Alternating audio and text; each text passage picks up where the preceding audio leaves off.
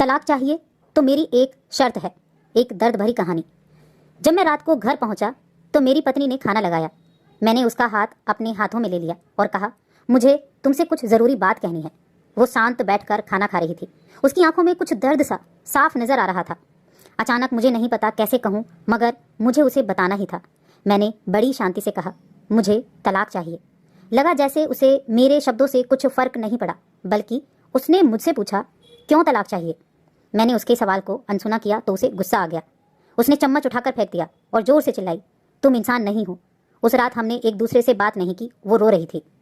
मुझे पता था कि वो जानना चाहती थी कि आखिर क्या हुआ जो हमारा रिश्ता टूटने की कगार पर आ गया, पर मेरे लिए उसके सवालों का जवाब दे पाना नामुमकिन था। मैं अब किसी और से, प्रिया नाम था उसका, प्यार करने लगा हूँ। अब मुझे उससे प्यार नहीं रहा। मैंने उसे उसके बरसों के प्यार की सजा दी थी। भरे मन से मैंने तलाक के पेपर तैयार किए। उसमें लिखा था कि वह पूरा घर, कार और कंपनी के 30% शेयर ले सकती है इस तलाक के बदले में। लेकिन उसने उन पेपर्स को देखा और उनके टुकड़े टुकड़े कर दिए। वो औरत जिसने मेरे साथ जीवन के 10 साल बिताए थे, वो आज मेरे लिए अनजान हो चुकी थी। मुझे इन 10 सालों का जो उसने मेरे लिए बर्बाद किए, मगर मैं क्या करूं?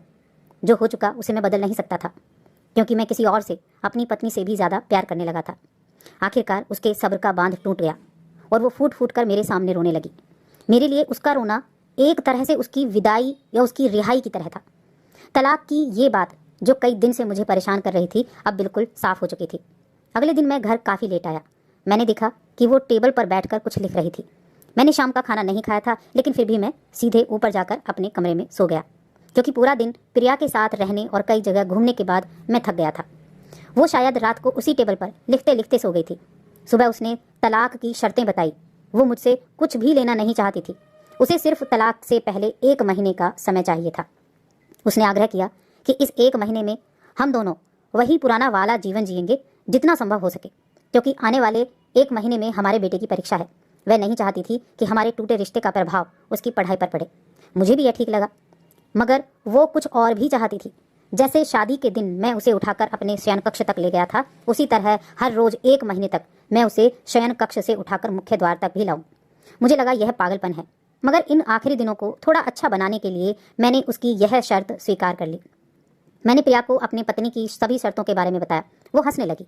उसे लगा, मेरी पत्नी कितने भी तरीके अपना ले, तलाक होना तो तय है।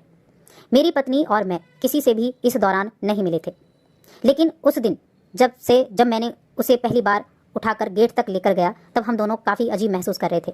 पीछे से हमारा बेटा भी खिलखिलाकर खुश हो रहा था। अगले दिन यह काम थोड़ा सामान्य और आसान हो गया। वह मेरे सीने से लगी थी और मैं उसकी खुशबू महसूस कर रहा था। ऐसा लगा जैसे कई दिनों बाद मुझे ये खुशबू मिल रही हो। फिर कई दिनों तक मैंने उसके होने का महसूस नहीं किया था। पहले जितनी उसमें वो कसाव नहीं था और चेहरे पर कुछ हल्की झुर्रियाँ नजर आ रही थीं और बाल भी सफ़ेद होने लगे थे। ये वही औरत थी जिसने अपने जीवन के 10 साल मुझे ही समर्पित किए थे। चौथे दिन जब मैंने उसे उठाया तो वो पुरानी रोमांच लौटने लगी।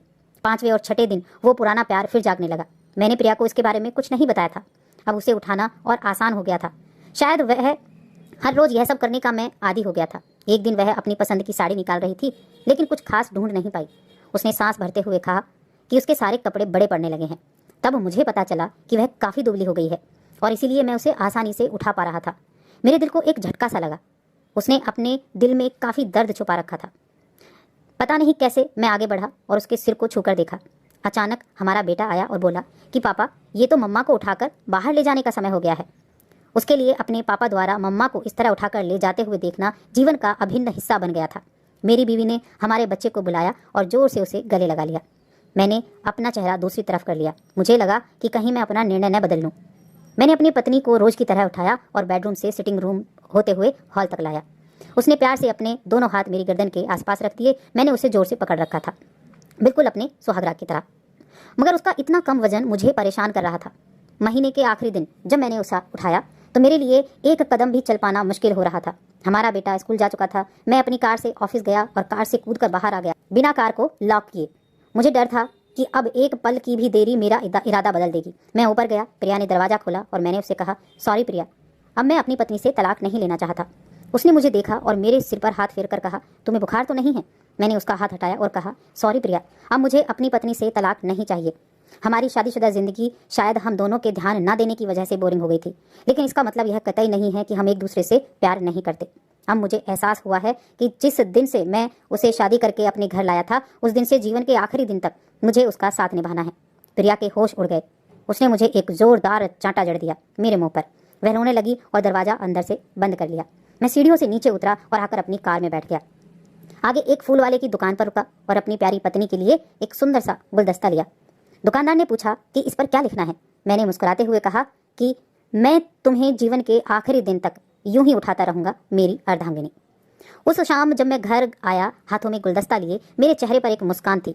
मैं ऊपर अपने कमरे की तरफ भाग कर गया, लेकिन तब तक वह मुझे छोड़कर इस दुनिया से जा चुकी थी, हमेशा के लिए। वो कई महीनों से कैंसर से लड़ रही थी, लेकिन मैं प्रिया के साथ इतना खोया हुआ था कि कभी ध्यान ही नहीं रहा। उसे पता था वह जल्दी ही मुझे छोड़कर जाने वाली है, इसीलिए वह मुझे और मेरे बेटे के रिश्ते को टूटने से बचाना चाहती थी। मैं नीच उससे तलाक लेना चाहता था, लेकिन फिर भी उसने मुझे अपने बच्चों की नज़रों में एक प्यारा पति और पिता बना दिया था। जीवन की छोटी छोटी बातें बहुत और रिश्ते बहुत महत्व